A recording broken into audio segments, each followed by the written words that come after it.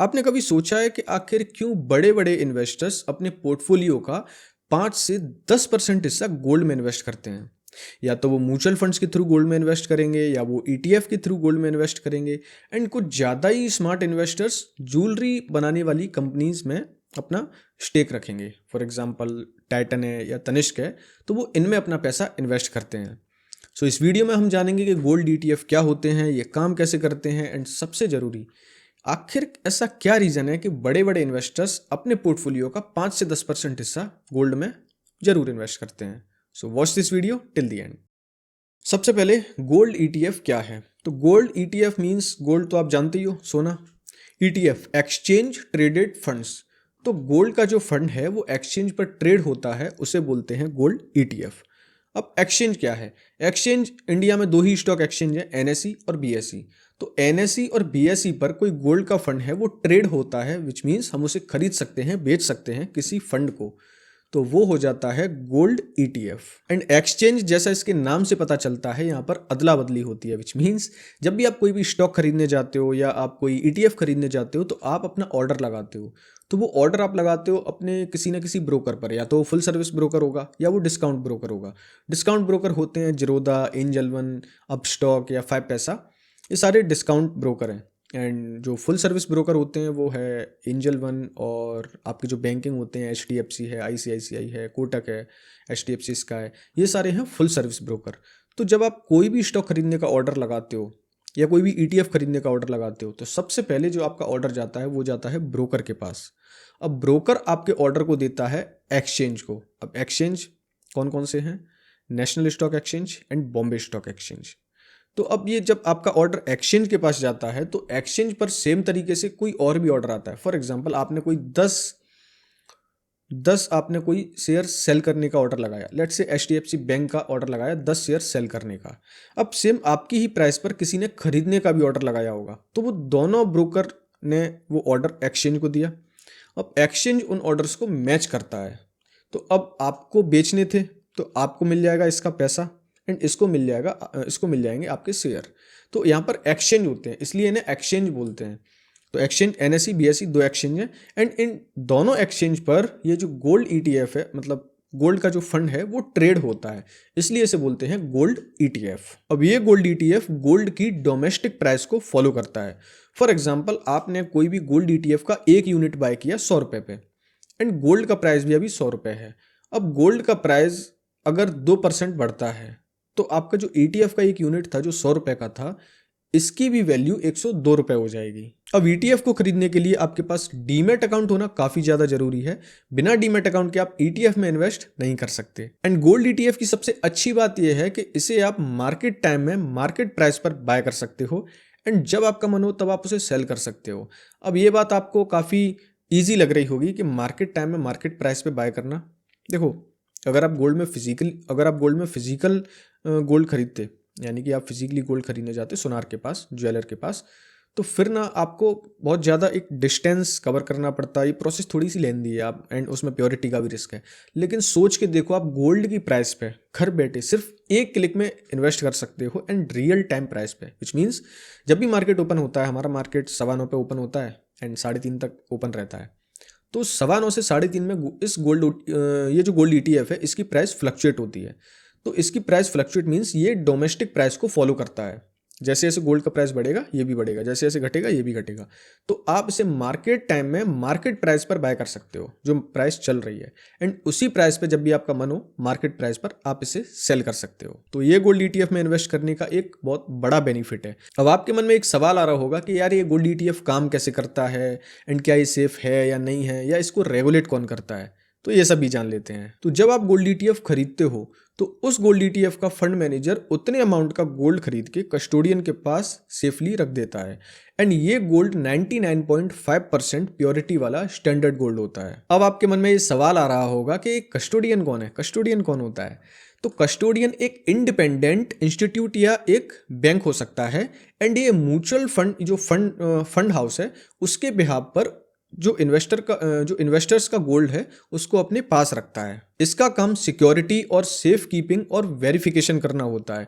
ये इंश्योर करता है कि जितना इन्वेस्टर्स से इस फंड हाउस ने पैसा लिया है क्या उतना गोल्ड हमारे पास रखा हुआ है, और उस कस्टोडियन का हिसाब किताब आरबीआई और सेबी देखते रहते हैं। सो डोंट वरी, पैसा तो आपका इसमें बिल्कुल सेफ है। अब समझते हैं कि जब आप ईटीएफ में इन्वेस्ट करने जाते हो तो आपको कौन कौन सी कॉस्ट देनी पड़ती है। सबसे पहली जो कॉस्ट है वो है एक्सपेंस रेशियो। तो जब भी आप गोल्ड ईटीएफ में इन्वेस्ट करने जाते हो तो वहां पर आपसे एक कमीशन या एक एक्सपेंस रेशियो लिया जाता है। अब ये एक्सपेंस रेशियो आपसे इसलिए लिया जाता है क्योंकि फंड मैनेजर है वो भी आपके लिए काम कर रहा है, एंड जो गोल्ड है वो भी रखा जाता है।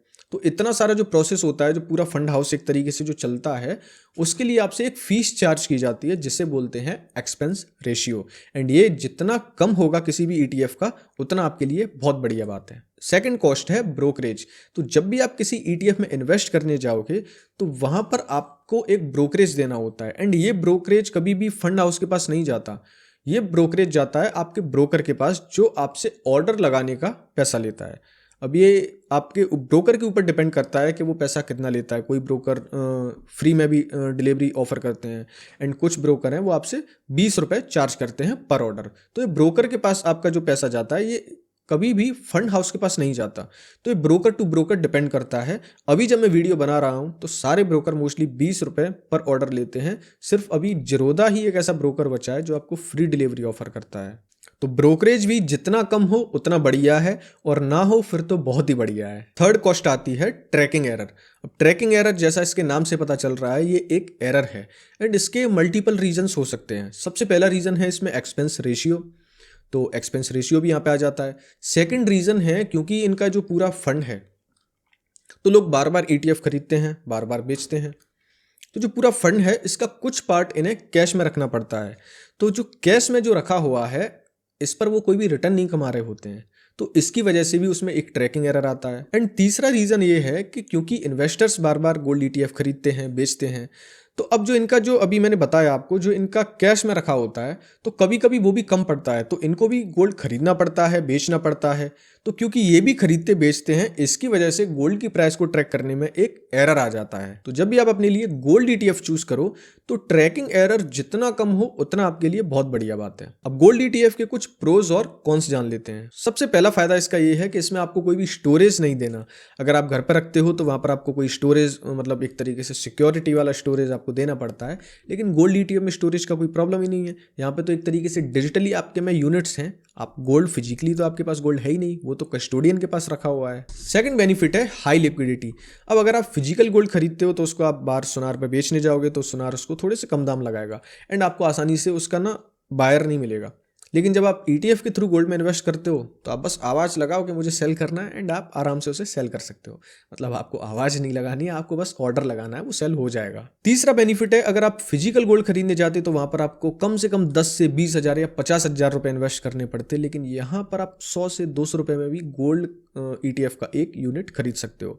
तो इसका मतलब यह है कि यहाँ पर आप 100-200 रुपए भी आराम से इन्वेस्ट कर सकते हो। फोर्थ बेनिफिट है इसका ट्रांसपेरेंसी, क्योंकि इसमें आप खुद आराम से गोल्ड की प्राइस देख रहे हो, एंड जिस प्राइस पर आपका मन है उसी प्राइस पर आप गोल्ड खरीद रहे हो।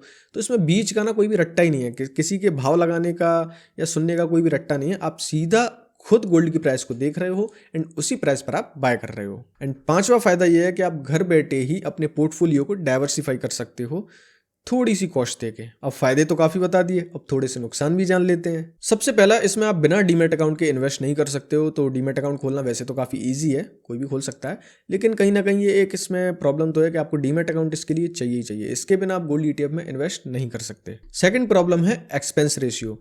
तो जब भी आप गोल्ड ईटीएफ में एक लॉन्ग टर्म तक इन्वेस्ट करते हो, तो जितने भी टाइम तक आप इन्वेस्ट करोगे उस टाइम तक आपको उसका एक्सपेंस रेशियो देना होगा, जो 0.3 से 0.5% तक हो सकता है। तो ये कॉस्ट जब तक आप इन्वेस्ट करोगे तब तक आपको देनी पड़ेगी। तो ये थी पूरी गोल्ड ईटीएफ की कहानी। लेकिन अब जानते हैं कि आखिर क्यों बड़े बड़े इन्वेस्टर्स अपने पोर्टफोलियो का 5 से 10% हिस्सा गोल्ड में इन्वेस्ट करते हैं। तो बात ऐसी है कि गोल्ड एक बहुत अच्छा हेज ऑप्शन होता है। तो जब भी जियोपॉलिटिकल सिचुएशन खराब होती है या कोई वॉर जैसी सिचुएशन आती है, जैसे इस साल काफ़ी वॉर जैसी सिचुएशन आई, हमारे ट्रम्प साहब भी हैं और रशिया यूक्रेन का भी युद्ध हुआ था, तो जब भी वॉर जैसी सिचुएशन आती है या जियोपॉलिटिकल सिचुएशन खराब होती है किन्हीं भी रीजंस की वजह से, तो वहाँ पर गोल्ड एक अच्छा हेज ऑप्शन का काम करता है। क्योंकि उस टाइम जब भी वॉर जैसी सिचुएशन आती है तो आपका जो स्टॉक मार्केट है वो गिरना शुरू हो जाता है, या वो एक तरीके से ग्रो तो नहीं करेगा, वो रुक जाएगा, अगर गिरेगा नहीं तो रुक जाएगा या वो गिरने लगेगा। लेकिन वहाँ पर जो गोल्ड होता है उसकी प्राइस ग्रो करने लगती है। इस वजह से जो बड़े बड़े इन्वेस्टर हैं तो वो डिफेंसिव इन्वेस्टिंग करते हैं, ऑफेंसिव तो करते नहीं हैं। तो उनका फर्स्ट प्रायोरिटी ये होता है कि भाई मुझे अपने पोर्टफोलियो को प्रोटेक्ट करना है। बढ़ रहा है या बढ़ना है वो तो दूसरी बात है, सबसे पहले ये गिरना नहीं चाहिए, क्योंकि उनका ना काफ़ी बड़ा पोर्टफोलियो होता है। तो इस वजह से वो अपना 5 से 10% हिस्सा गोल्ड में इन्वेस्ट करते हैं, क्योंकि उन्हें वहाँ पर एक तरीके से उन्हें हेज ऑप्शन चाहिए अपने पोर्टफोलियो को थोड़ा स्ट्रेंथ देने के लिए, कि अगर जियो पॉलिटिकल सिचुएशन खराब हो या कोई वॉर जैसी सिचुएशन आ जाती है तो वहाँ पर उनके पोर्टफोलियो को वो गोल्ड प्रोटेक्ट करे। तो अगर आप भी डिफेंसिव इन्वेस्टिंग पसंद करते हो, यानी कि आपको भी पोर्टफोलियो गिरता हुआ अच्छा नहीं लगता, तो आप भी अपने पोर्टफोलियो का 5 से 10% हिस्सा गोल्ड में इन्वेस्ट कर सकते हो। सो ये था आज का वीडियो। अगर आपको गोल्ड में इन्वेस्ट करने के सारे ऑप्शंस के बारे में जानना है तो आप मेरा ये वाला वीडियो देख सकते हो, जिसमें मैंने काफ़ी डिटेल में गूगल शीट की हेल्प से कंपेयर करके सारे ऑप्शंस को कवर किया है कि कौन सा गोल्ड में इन्वेस्ट करने का ऑप्शन बेस्ट ऑप्शन है। अब आपसे मुलाकात होगी अगले वीडियो में, तब तक के लिए अपना ख्याल रखिए।